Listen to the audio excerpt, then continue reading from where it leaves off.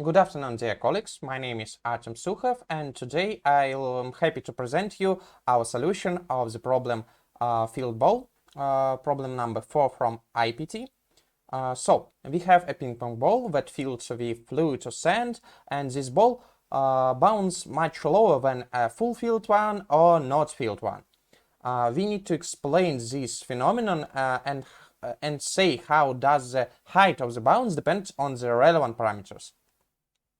So we constructed first experimental setup. We fill our ball by syringe, filmed all of this process from fast distance by camera, and launch our system through the thread burnout for symmetrical launching.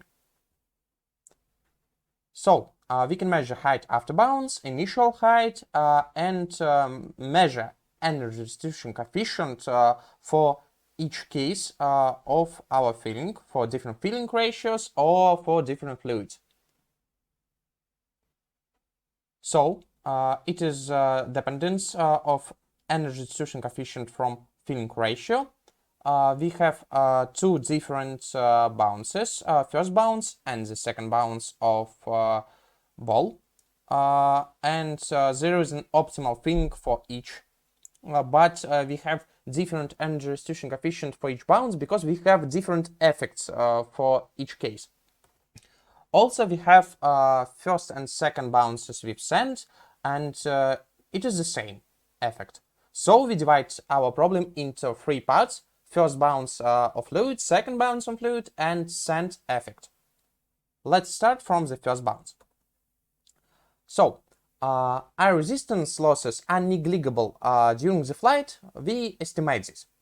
And also we have another way to lose our energy. It is the moment of impact.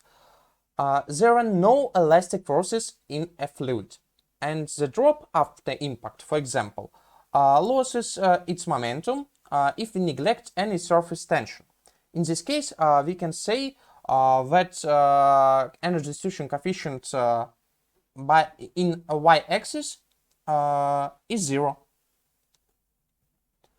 And it is only for case of not uniform compression, because in moment of uniform compression we can say about bulk modulus, and we can determine bulk modulus for the perfect fluid. In this case, part of the fluid acquires momentum under uniform compression during the contact. This part is determined from the means of currents in the area, from the experiment, and also analytical current solution. So after we write momentum conservation law, and we can derive energy restitution coefficient for the whole system. And this theory correct, so we can try to change the viscosity of our fluid.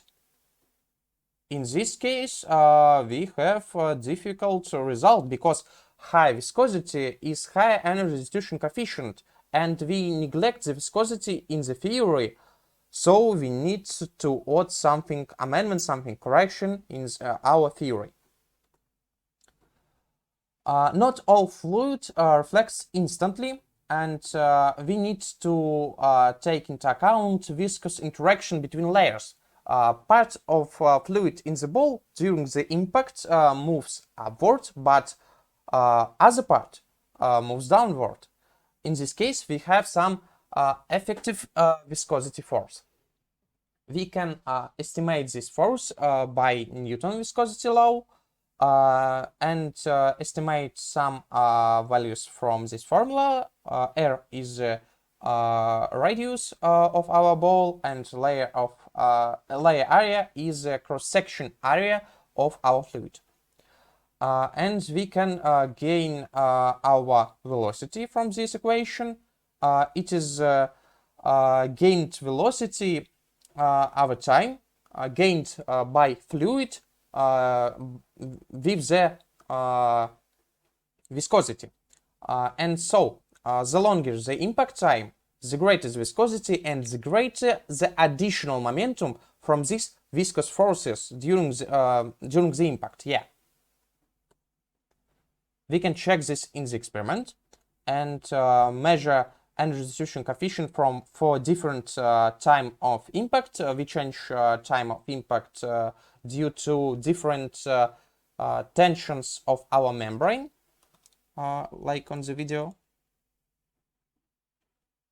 And so also we can estimate this from the Hertz model this time for difficult situations. And also we can estimate this time from difficult complex models and estimate energy restitution coefficient in the model with force hysteresis. But it is different complex models. It is not significant for our problem. We can calculate energy restitution coefficient for different filling ratio, for different viscosities, and our theory converge experiments well. You can see this in the plot. So, move to the second bounce. We constructed a new experimental setup with high FPS camera and transparent ball. We can see any currents after the impact. During the flight, crater in our fluid formed by surface tension forces, because surface tends to hemisphere. And after the first bounce, we can observe a cumulative jet from the center. It is a case for alcohol. This crater formation are described before in this report. It is my report from IPT 2 years before. We also check how crater formed from this parameter Q. It is ratio between surface tension and dynamic viscosity. And we can calculate this cumulative jet well. This cumulative jet is very significant for the second bounce, because before first bounce we have some standing water, but in the second we have some current before. And also we have different filling ratios and different heights of our filling. And we have contact angle and angle between water surface and ball surface. In two different cases of this equation, in higher case and lower, we have two different craters in the center and around. And also we can observe two different cumulative jet around at the edges and jet in the center. And what about second bounce? We have flow collapsing during the impact, because we have something like two balls, balls with mass 2 and velocity 2 moves downwards, and some other mass that moves upwards after the impact. And we have inelastic collision between two masses, and it is the effect of second bounce. We also can check this by difficult numerical calculation, and it is right. It is effect of the second bounce. And also sand effect. We also try to create experiments, but for cases to change particle size, to change energy restitution coefficient between particles, we use numerical experiment in algodo. Effect of sand and every granular medium is multiple collision.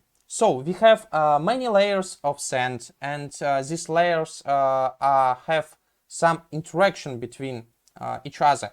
And there is a loss in each layer of sand because we have an restitution coefficient between two particles.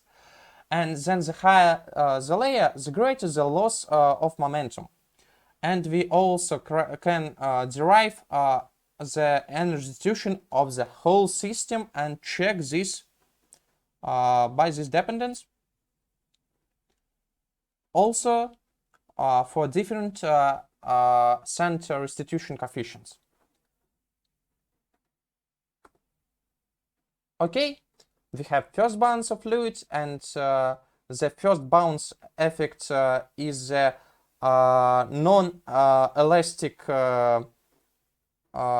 nature of fluid. Second bounce, when we have cumulative flow collapsing, and sand effect when we have simple multiple collision.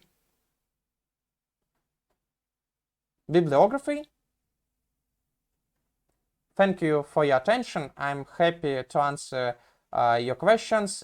You can send the questions by the email in the video. Thank you.